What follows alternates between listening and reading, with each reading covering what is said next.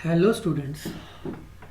जैसा कि last class के अंदर हम लोगों ने सेल्फ मैनेजमेंट स्किल्स के बारे में पढ़ना चालू किया था और उसके अंदर कुछ इम्पॉर्टेंट पॉइंट्स हमने डिस्कस किए थे, जैसे कि belief, values, like, dislikes, opinion वगैरह वगैरह। तो आज हम उसी को आगे कंटिन्यू करते हुए पढ़ने जा रहे हैं difference between interest and abilities. Interest क्या होता है और एबिलिटीज़ क्या होती हैं, इसको आज हम डिस्कस करेंगे और इनके अंदर दोनों के अंदर क्या डिफरेंस है ये हम आज डिस्कस करेंगे। First of all, interest.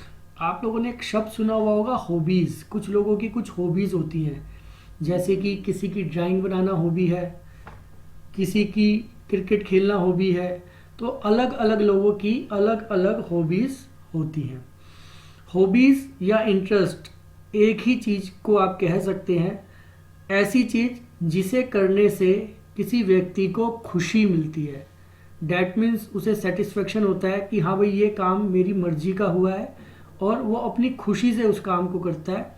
तो आप देख सकते हैं इंटरेस्ट का मीनिंग सेम है। Interest are the things that we enjoy doing. ऐसी चीज़ें जिन्हें करने में हमें खुशी प्राप्त होती है, उसे इंटरेस्ट या हॉबी कहा जाता है।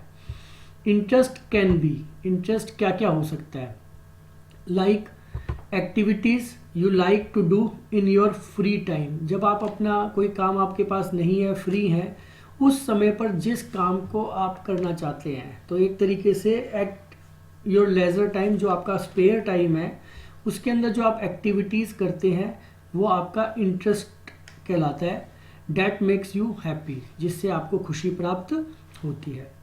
Second, activities you are curious about और would do even if no one asked you to do it. वो चीज़ें जिन्हें आपको करने के लिए कहना नहीं पड़ता किसी के द्वारा, आप हमेशा ही उसके लिए क्यूरियस रहते हैं, ईगर रहते हैं, मतलब चाहते हैं कि आप उस काम को करें। तो इस तरीके की जो एक्टिविटीज़ हैं, उन एक्टिविटीज़ को इंटरेस्ट कहा जाता है, जो आपकी खुशी को बढ़ाती हैं, आपको खुश रखती हैं। Activities you want to learn, ऐसी चीज़ें जिन्हें आप सीखना चाहते हैं, अगर आपको नहीं भी आती और आप सीखना चाहते हैं, और would like to do in future, और इट मे बी कि वो कुछ ऐसा हो जिसको आप फ्यूचर के अंदर, भविष्य के अंदर करना चाहते हैं। मीन्स आप, ऐसा भी हो सकता है उसे अपना कैरियर बनाना चाहते हो। तो ऐसी चीज़ों को इंटरेस्ट कहा जाता है। जबकि एबिलिटीज़ क्या होती हैं? Abilities are the activities in which you may not be perfect. ऐसी चीज़ें जो आप करते तो ज़रूर हैं, लेकिन आप शायद उसके अंदर परफेक्ट नहीं होते। ध्यान दीजिएगा, इंटरेस्ट वाली चीज़ें तो आप परफेक्ट हो ही जाते हैं, धीरे धीरे करके आप परफेक्ट होते हैं उनके अंदर। बट ऐसी एक्टिविटी जो आप करते तो हैं, लेकिन जिनमें आप परफेक्ट नहीं है, but can still do it, लेकिन फिर भी करना चाहते हैं उन्हें एज एन इंटरेस्ट, मतलब इंटरेस्ट लेके आप उसको परफॉर्म करते हैं, तो वो आपकी एबिलिटीज़ है, ना कि इंटरेस्ट है, वो आपकी एबिलिटीज़ है। आप उस कुछ कामों को करना चाहते हैं, सीखना चाहते हैं, लेकिन बहुत परफेक्शन के साथ नहीं कर पाते, तो ऐसी चीज़ें आपकी क्या है, एबिलिटीज़ कहलाती है। नेक्स्ट है आपका ग्रूमिंग। आपने शायद सुना हुआ हो ये शब्द। ग्रूमिंग का मतलब अच्छा दिखना, सुंदर दिखना। Dressing refers to clothes you wear. आप जानते हैं ड्रेसिंग का मतलब कपड़े पहनने से कि आप किस तरह के कपड़े पहनते हैं। जबकि ग्रूमिंग क्या है? Grooming is the process of making your self neat, tidy and clean. कपड़े पहनने को तो हम ड्रेसिंग कहते हैं, लेकिन जो आप प्रक्रिया करते हैं जिससे कि आप साफ़ सुथरे नज़र आते हैं, नीट नज़र आते हैं, टाइडी नज़र आते हैं, साफ़ सुथरे की बात हो गई, एंड क्लीन नज़र आते हैं, उस प्रक्रिया को ग्रूमिंग करना कहा जाता है। द वे यू ड्रेस, आप जिस तरीके से अपने कपड़ों को पहनते हैं, उसके आधार पर, and groom can send a message that you are confident. जिस तरीके के आप कपड़े पहनते हैं, उससे आपका एक मैसेज जाता है दूसरों तक लोगों को पता चलता है कि भाई आप कितने कॉन्फिडेंट हैं। एंड स्मार्ट, ऑब्वियस बात है, आपकी स्मार्टनेस को तो वो बढ़ाता ही बढ़ाता है। Grooming is important because it help us to, grooming इसलिए भी इम्पॉर्टेंट है क्योंकि वो हमें इन चीज़ों में सहायता प्रदान करती है। First of all look neat and clean, obvious बात है, आप अगर साफ सुथरे रहेंगे तो हर कोई आपसे मिलना बात करना पसंद करेगा। Feel confident about our self, हम अपने आप में कॉन्फिडेंट भी महसूस करते हैं, हमें झिझक नहीं होती किसी से बात करने में अगर हम अच्छे साफ सुथरे कपड़े पहनते हैं तो।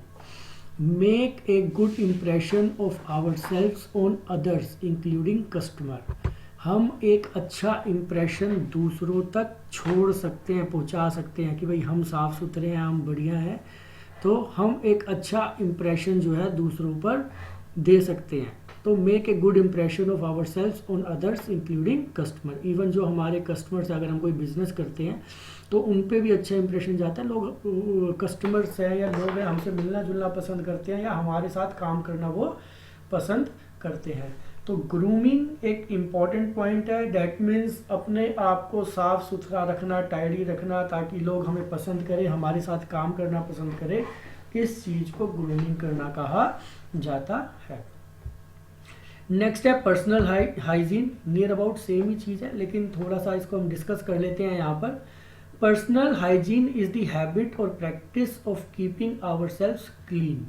पर्सनल हाइजीन का मतलब है अपने आप को साफ सुथरा रखना, मतलब ये एक हमारी आदत में शुमार, हैबिट हो जाती है, प्रैक्टिस हो जाती है रेगुलर कि हमें तो गंदा रहना ही नहीं है, हमें तो साफ ही रहना है, तो उसे पर्सनल हाइजीन कहते हैं, मतलब अपने आप को साफ सुथरा रखना। Cleanliness help us to maintain our health and well being, अगर हम अपने आप को साफ सुथरा रखते हैं तो हम स्वस्थ भी रहते हैं, हेल्थी रहते हैं, साथ ही साथ वेलबींग, रेपुटेटेड लगते हैं, वेलबींग एक अच्छे आदमी लगते हैं, लोग हमसे मिलना जुलना काम करना पसंद करते हैं। तो पर्सनल हाइजीन, अपने आप को साफ सुथरा रखना भी एक महत्वपूर्ण चीज़ है।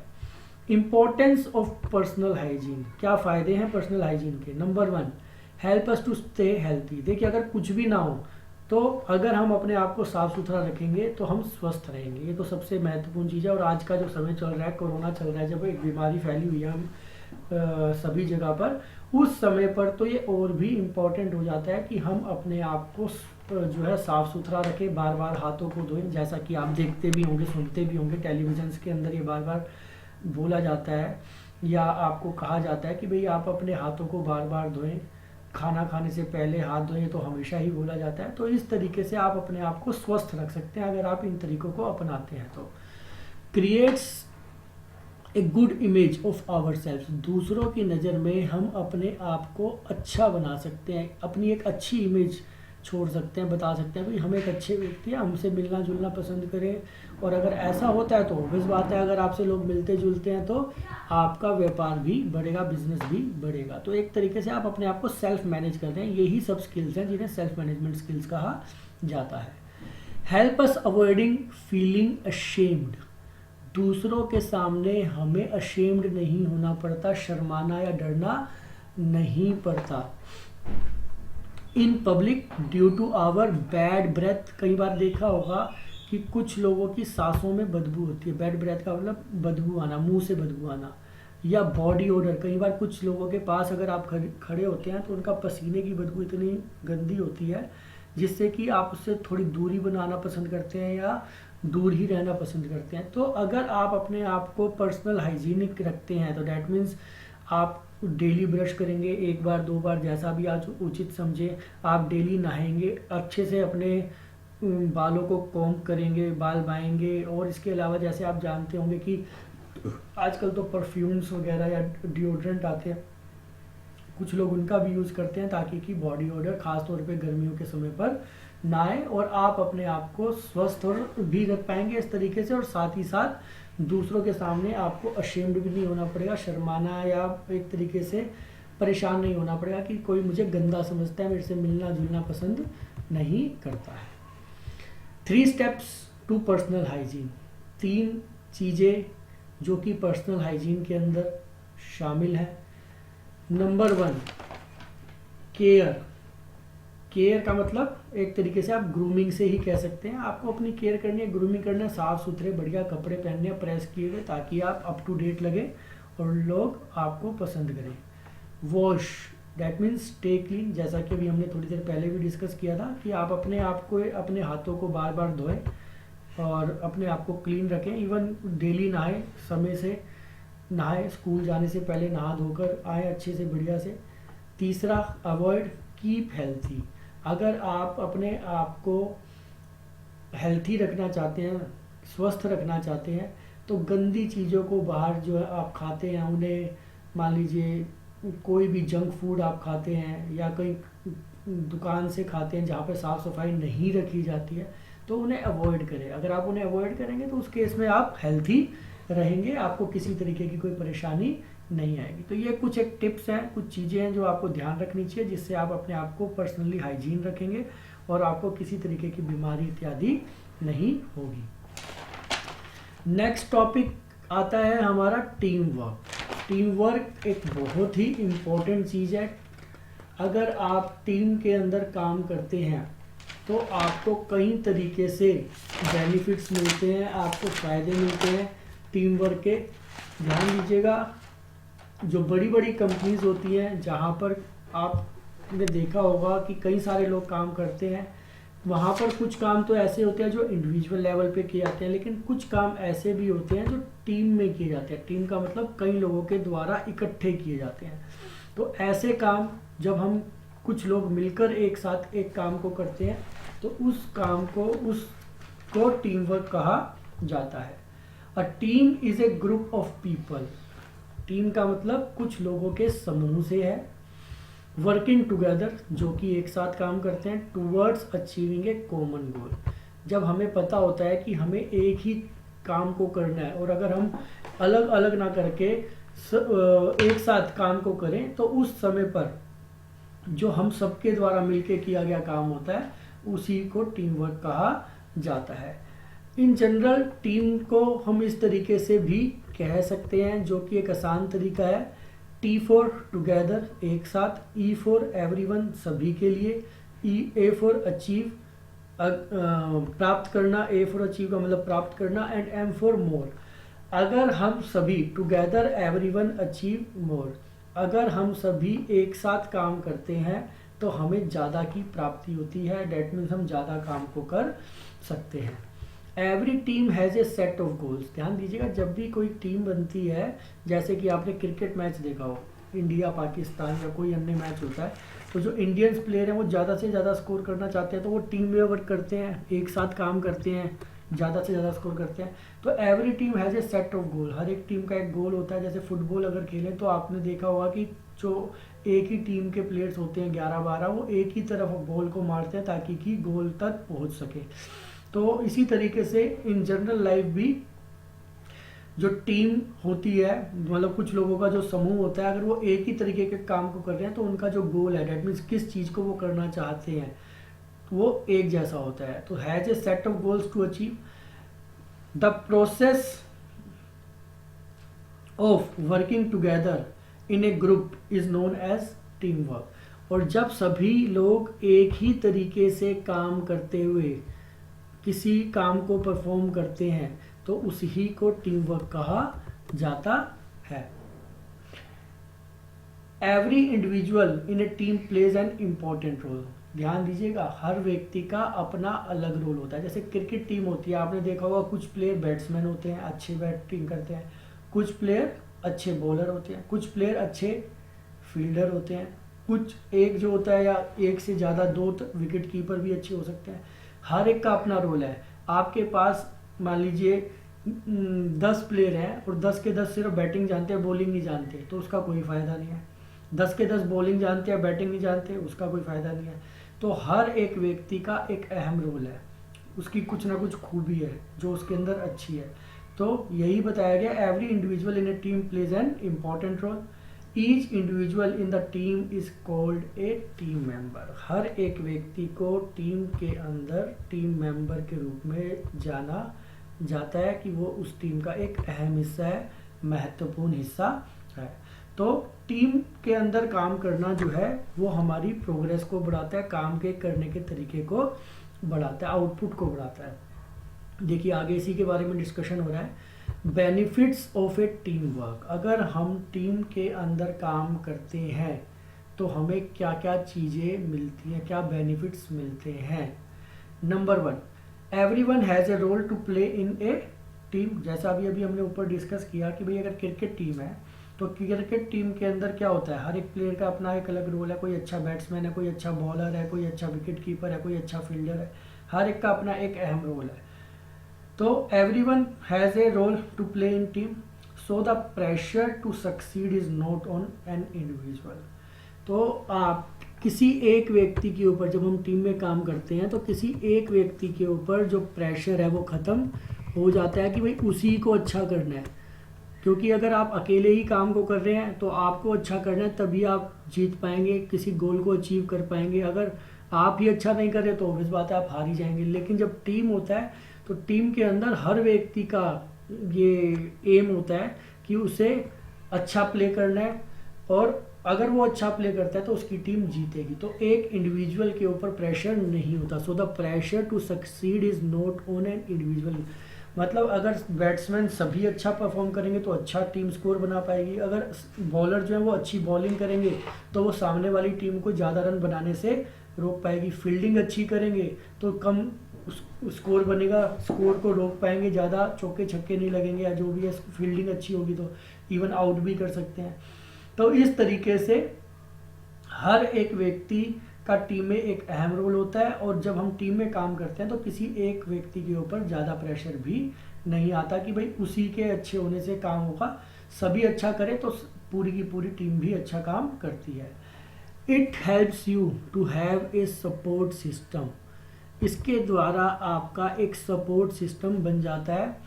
As all team members helps to fix any mistake made by one team member. अगर किसी एक से कोई गलती हो भी जाती है, mistake made by one team member, तो भी ये सभी टीम मेंबर्स की ड्यूटी बनती है कि सभी मिलकर उस पर्टिकुलर प्रॉब्लम को, उस गलती को सुधारने की कोशिश करें। तो यही लिखा है, it helps you to have a support system. आपको एक सपोर्ट सिस्टम मिलता है। जैसे एक फैमिली है, फैमिली के अंदर भगवान ना करे किसी को किसी प्रकार की कोई परेशानी आ जाती है, बीमारी आ जाती है, तो ऐसा नहीं है कि बाकी के फैमिली मेम्बर उसे छोड़ के चले जाते हैं। सभी के सभी उसकी देख रेख करते हैं, दवाई देते हैं, खाना देते हैं समय पे। तो क्या होता है, उसकी रिकवरी अच्छी होती है। अगर मान लीजिए कोई एक व्यक्ति है घर में बीमार और उसको देखकर छोड़कर भाग चले और उसको ना तो समय पे दवाई मिले ना खाना मिले, तो ऑब्वियस बात है उसकी रिकवरी लेट होगी या नहीं होगी, हो सकता है कि परेशानी और भी ज़्यादा बढ़ जाए। तो इस तरीके से जब हम टीम के अंदर काम करते हैं तो हमें एक सपोर्टिंग, हमें पता रहता है कि भी हमारे साथ कुछ और लोग भी हैं जो हमारे साथ काम कर रहे हैं। अगर किसी तरीके की प्रॉब्लम आती है तो मेरी ये ड्यूटी नहीं बनती कि मैं उसको ठीक करूं, सभी की ड्यूटी बनती है, पूरी टीम की ड्यूटी बनती है कि वो उस कार्य को ठीक करने की कोशिश करे। You feel good when the team achieve success. अगर आप टीम के अंदर काम करते हैं तो आप भी अच्छा महसूस करेंगे एंड पूरी टीम अच्छा महसूस करेगी। अगर आप किसी गोल को अचीव करते हैं, इट बिल्ड्स योर कॉन्फिडेंस, और ऐसा करने से आपका कॉन्फिडेंस बढ़ेगा, और कॉन्फिडेंस बढ़ेगा तो आप भविष्य में और आगे अच्छा काम करने की कोशिश करेंगे कि भाई आप और अच्छे से काम को करें, परफॉर्म करें। तो टीम के अंदर अगर आप कोई भी गोल अचीव करते हैं तो आप खुद भी अच्छा महसूस करेंगे, साथ ही साथ आपके टीम मेंबर्स हैं जो वो भी अच्छा महसूस करेंगे कि हाँ हम सभी ने अच्छा काम किया। सभी कॉन्फिडेंट होंगे, आप भी कॉन्फिडेंट होंगे, और जब आप कॉन्फिडेंट होंगे तो उस केस के अंदर आप पहले से भी बेहतर काम करने की कोशिश करेंगे। And last benefit is the work gets done faster. अगर आप अकेले किसी काम को करते हैं तो ऑब्वियस बात है कि आपको उस काम को करने में अधिक समय लगेगा, और अगर आप टीम के अंदर काम को करते हैं तो उस स्थिति के अंदर, क्योंकि आप भी उसी काम को कर रहे हैं जो आपके साथी कर रहे हैं, तो आप उस काम को और भी अधिक तेजी से, मतलब उस वर्क को सभी मिलकर एक साथ जब करेंगे तो वह काम और भी जल्दी हो जाएगा। आपने इस तरह के शायद पिछली क्लासेस, छोटी क्लासेस के अंदर मैथमेटिक्स के अंदर क्वेश्चन भी पढ़े होंगे कि अगर एक व्यक्ति किसी एक काम को 10 दिन में करता है और अगर 10 व्यक्ति उसी काम को करते हैं उसी स्ट्रेंथ से, जिस स्ट्रेंथ से वो व्यक्ति कर रहा है, तो ऑब्वियस बात है जब 10 पर्सन्स इकट्ठा किसी एक काम को करते हैं तो वो क्या करते हैं, जल्दी कर पाते हैं। तो it may be the chance, वो तो डिपेंड करता है उनकी वर्किंग कैपेसिटी के ऊपर कि वो कितनी एफिशिएंसी के साथ काम कर रहे हैं, तो वो एक दिन में भी काम को खत्म कर सकते हैं। एक व्यक्ति 10 दिन में करेगा तो 10 व्यक्ति चाहें तो उस काम को एक दिन में भी आसानी से कर सकते हैं। तो टीम के अंदर काम करने का फायदा होता है कि टीम के अंदर हम काम को और अधिक बढ़िया और अधिक तेजी से कर सकते हैं। तो इस तरीके से this is one of the point that is known as team work. आप चाहें तो टीम वर्क की सहायता से अपने सेल्फ मैनेजमेंट के स्किल्स को अच्छा बना सकते हैं, जो कि आपके काम करने की एफिशिएंसी को भी इंक्रीज करता है। तो आज हम इतना ही करेंगे। नेक्स्ट क्लास के अंदर इसी टॉपिक को कंटिन्यू करेंगे और आगे कुछ और पॉइंट जो रह गए हैं वो सीखेंगे कि वो क्या क्या है। Thank you.